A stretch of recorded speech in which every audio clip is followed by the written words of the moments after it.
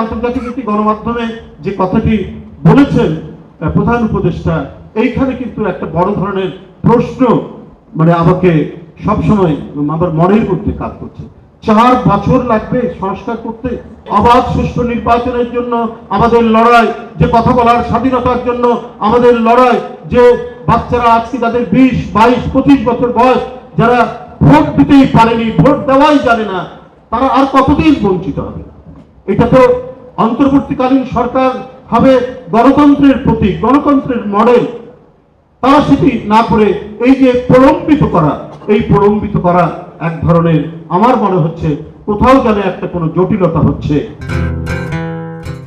আমি প্রথমে ভেবেছিলাম যে বিএনপি তো একটা সংগঠন আছে, আবার একটি সংগঠন কেন?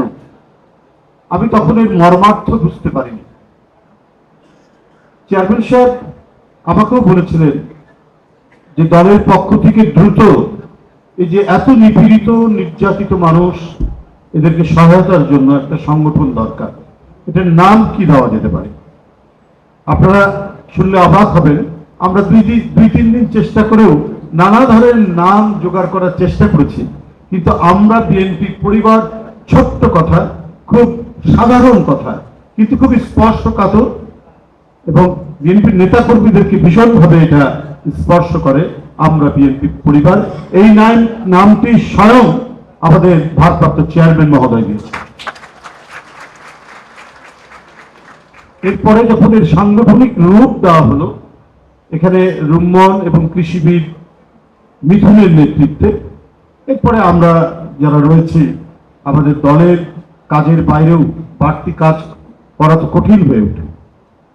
যখন এই কমিটি ঘোষিত হলো, এই কমিটি ঘোষণার পরে রুম্মনকে আমরা একভাবে চিনি, মিথুন ছাত্র দল করা ছেলে, এরা কিভাবে এটাকে টেনে নিয়ে আজকে ভারপ্রাপ্ত চেয়ারম্যান মহোদয়ের সামনে বলবো যে এক অসাধারণ গতিশীল নেতৃত্বে এরা এই মানবধর্মী এবং সেবাধর্মী এই প্রতিষ্ঠানটিকে আমাদের তৃণমূলের দোরগোড়ায় নিয়ে যেতে সক্ষম হয়েছে কিছুটা, এবং হচ্ছে ক্রমাগতভাবে।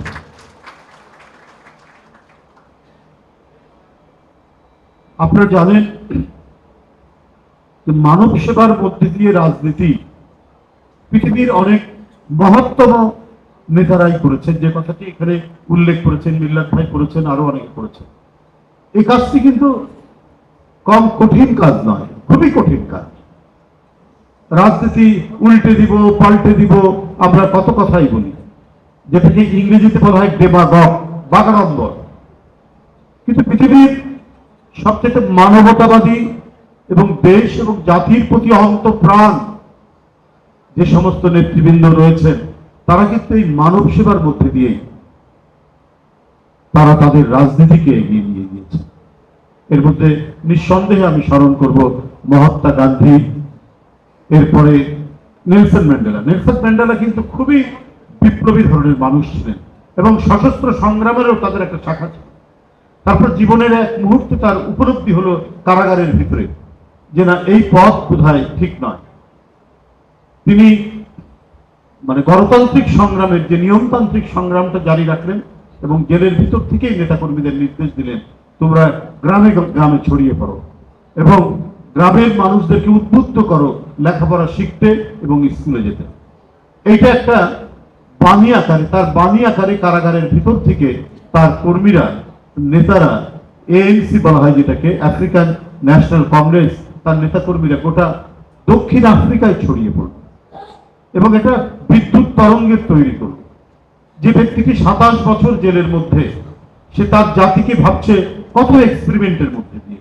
প্রথমে ছিলেন খুবই স্ট্রাগল এবং সংগ্রামশীল, তারপরে সশস্ত্র যুদ্ধের ব্যাপারেও তিনি তারা একটি শাখা করলেন, ওইখান থেকে সরে এসে তারপরে এইভাবে তার দল এবং দলকে জনপ্রিয় করলেন। এসবের দৃষ্টান্ত পৃথিবীর মহত্তম মানুষদের মধ্যে, মহত্তম নেতাদের মধ্যে। তো আমি এই রুম্মন এবং মিথুনের নেতৃত্বে তাদের যে কাজের ধারাটি দেখেছি, এরা অত্যন্ত সহনশীল। আমরাও অনেক সময় বলেছি, রুম্মন তুমি আজকে তো যাওয়ার কথা, এটা আর 2 দিন পিছিয়ে যাও। ওরা কিন্তু কখনোই দেখিনি যে বিরক্ত হয়েছে। আচ্ছা ভাই কখন যাবেন? সকালে। সকালে যাবেন না বিকেলে যাবেন? এইভাবে আমাদেরকেও যেন তারা একটা পরামর্শ দিয়ে নিয়ে যাচ্ছেন, এই কাজের মধ্যে যুক্ত করেছেন। এবং আপনাদেরকে আমি বলে রাখি, আমরা তো ছাত্র জীবন থেকেই কাজ করে আসছি, মিছিল করছি, মিটিং করছি, বক্তব্য রাখছি, কত কি করছি ছাত্র জীবন থেকে। কিন্তু এই যে মানবধর্মী সেবামূলক এই কাজটি, এই কাজের সাথে সংযুক্ত হতে পেরে নিজেকে এত ভালো লাগে, মনে হচ্ছে যে আমরা বোধহয় সত্যিকার অর্থেই যে কাজটি আগেই হওয়ার কথা ছিল সেটি অনেক দেরি হয়ে গেছে, এখন আমরা সেই কাজটি করছি। এই আমরা বিএনপি পরিবারের সাথে যুক্ত থেকে ধরুন গত পরশুদিনই ধরুন আমরা নদী পার হচ্ছি, একবারে বিস্তীর্ণ ধান ক্ষেত অতিক্রম করছি, একেবারে অজব পাড়াগার ভিতরে ঢুকে সেখানে একটা ছোট স্টেজ করে সেই যারা আহত হয়েছেন ঢাকাতেও, তাদের কিন্তু অনেকে ঢাকাতেও আহত হয়েছে, এখন বাড়িতে আছেন, সেখানে গিয়ে আমরা যারা ভারপ্রাপ্ত চেয়ারম্যানের যে শুভেচ্ছা, তার যে সহযোগিতা, এটা পৌঁছে দিচ্ছি। তো এই যে কাজের যে ডাইমেনশন, এই ডাইমেনশনটা আমাদের প্রচলিত রাজনীতির বাইরে আমাদেরকে অন্য একটি জায়গায় নিয়ে গেছে, এবং যার মূল তত্ত্বাবধান এবং যার মূল পৌরোহিত্য এবং অভিভাবকত্ব আমাদেরকে এটা করতে উদ্বুদ্ধ করেছে, তিনি তো আমাদের নেতা স্বয়ং তারেক রহমান সাহেব। রাত্রি 3:30 বাজে, রাত্রি 3:30 বাজে হঠাৎ একটু ঘুম ভাঙলো, হোয়াটসঅ্যাপটা চেক করলাম, দেখি যে তিনি একটি অনলাইনের একটা নিউজ পাঠিয়েছেন, ফরিদপুরের নগরকান্দায় বিএনপির নামধারী কোন লোক একজন গরিব লোকের বাড়ি ভেঙেছে। আমি খবর দিলাম মিথুনকে, মিথুন আমার বাসার কাছে থাকে, মিথুন চেয়ারম্যান সাহেব খবর দিয়েছেন এটা খোঁজ নেওয়ার জন্য, চলো আমরা চলে যাই। এই যে একটা স্পিড, আরে কখন ঘুম থেকে উঠবো, আচ্ছা ঠিক আছে কালকের দিন আসুক যায়, কিন্তু এত রাত্রে উনি যে দিয়েছেন এটা যে আমাদেরকে কতটা প্রাণিত করেছে, কতটা উদ্বুদ্ধ করেছে। মিথুন বললো যে এখন ইয়েকে কি বলে যে আমরা রুম্মনকে কি করে পাই, যেভাবে হোক ধরো, এই ধরুন 8টা 8:30টার মধ্যে আমাদের প্রিপারেশন হয়ে গেল, আমরা গেলাম, এবং এর যে ফলপ্রসূ ফলাফল আপনি চিন্তা করতে পারবেন না। ওনার ইনস্ট্রাকশন ছিল যারা এই কাজটি করেছে তাদেরকে এই গরিব মানুষের ঘর বাড়ি ঠিক করতে হবে, এবং আমরা ওইখানে গিয়ে যে সহযোগিতা নিয়ে গিয়েছিলাম চেয়ারম্যানের পক্ষ থেকে দিয়ে আমরা ফিরে আসছি 3 দিনের মধ্যে। সেই লোকটি আমার বাসায় এসে বলেছে যে আমাকে বহিষ্কার করেন না, আমি তার সব বাড়ি ঘর ঠিক করে দিয়েছি। বিষয়টা হলো যে এরকমই, যদি একটা কাজের পিছনে আন্তরিকতার যদি তাগিদ থাকে, সত্য তাগিদ থাকে, এবং আমাদের কাজ যদি ন্যায় ধর্মী হয়, সত্য ধর্মী হয়, আমাদের কাজের মধ্যে যদি ন্যায্যতা থাকে, সেই কাজ কোনোদিন ব্যর্থ হতে পারে না। সেই কাজের মধ্যে যদি সংশয় থাকে, ভণ্ডামি থাকে, সেই কাজের মধ্যে যদি দ্বিধা থাকে, সেই কাজ ব্যর্থ হবে।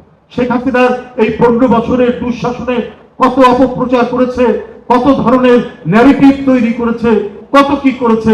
বিএনপি যদি আসে ক্ষমতায় তাহলে 1 লক্ষ লোক মারা যাবে, 10 লক্ষ লোক মারা যাবে, স্বয়ং ওবায়দুল কাদের বলছে।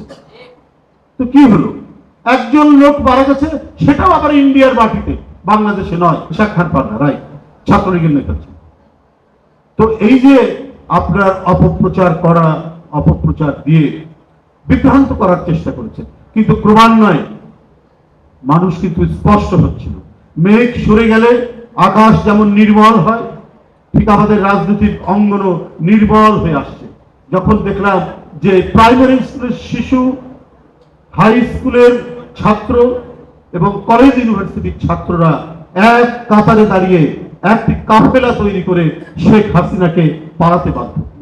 কিন্তু আমাদের চেয়ারম্যান তার যে অটল, অব্যয় এবং প্রত্যয়দীপ্ত তার যে আহ্বান, এই আহ্বানের মধ্যে দিয়ে যে পটভূমির গুলি করে বিএনপির নেতা কর্মীদেরকে গুম করে, অদৃশ্য করে, এত কিছু করার পরে কই একদিনও তো ওই কোথায় মিলটি, কোথায় কারখানাটি, মালয়েশিয়ার কোন জায়গায় সেটি স্থাপিত, সেটি দেখাতে পারলেন না।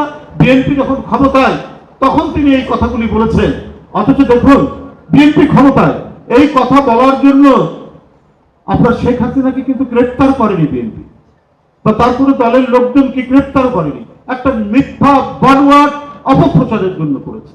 তো ক্ষমতা আসার পরে দেখালে না কেন? কি ইন্ডাস্ট্রির নাম কি, সেই কারখানার নাম কি দেখাতে পারবে। এইভাবে একটা মিথ্যা বয়ান তৈরি করে ওরা মানুষকে বিভ্রান্ত করার চেষ্টা করছে। তাই আমরা বলি যেটা সত্য সেটার পক্ষে থাকা দরকার। আমি বক্তব্য আর বাড়াবো না, শুধু একটি কথা আমার কেন জানি বলতে খুব ইচ্ছে করছে।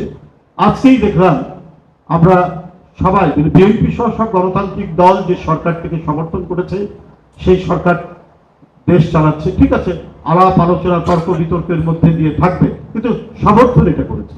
কিন্তু আজকে গতকালকে আন্তর্জাতিক একটি গণমাধ্যমে যে কথাটি বলেছেন প্রধান উপদেষ্টা, এইখানে কিন্তু একটা বড় ধরনের প্রশ্ন আমাকে সবসময় আমার মনের মধ্যে কাজ করছে।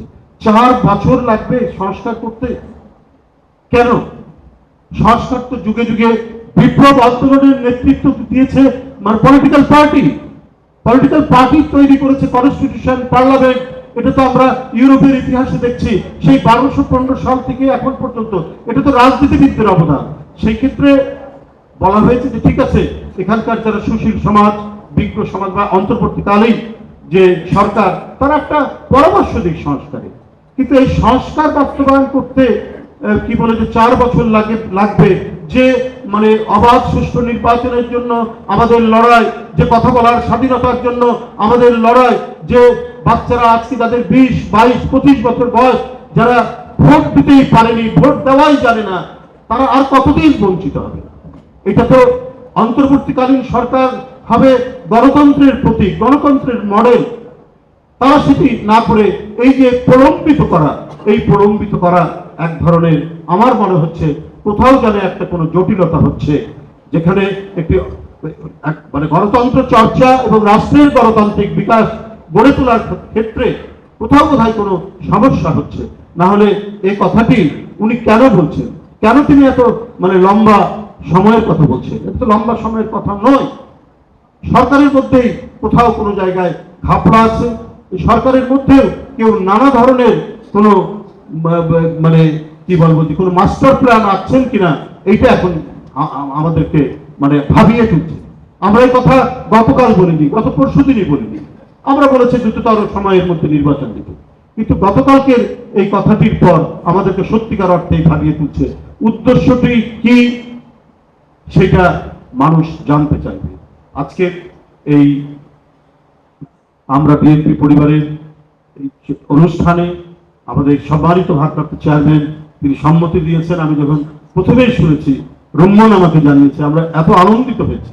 আমাদের ওইরকম কন্ট্রিবিউশন হয়তো রাখতে পারিনি ওদের সাথে, কিন্তু আপনি যে সংগঠনটি করেছেন এত সমন্বয়, এত চমৎকার ভাবে, এখানে কোনো প্রতিযোগিতা নেই, কে আহ্বায়ক হবে, কে সদস্য সচিব হবে, কে কনুই নিয়ে ফেলবে, কেউ নাই। প্রত্যেকেই যেন একটা উদ্বুদ্ধ হওয়া কিছু মানুষ, যারা ভারপ্রাপ্ত চেয়ারম্যানের তার যে চিন্তা এবং দর্শন এবং মানব কল্যাণের যে মহান ব্রত, সেইটিকে যেন সারা দেশে ছড়িয়ে দিচ্ছে।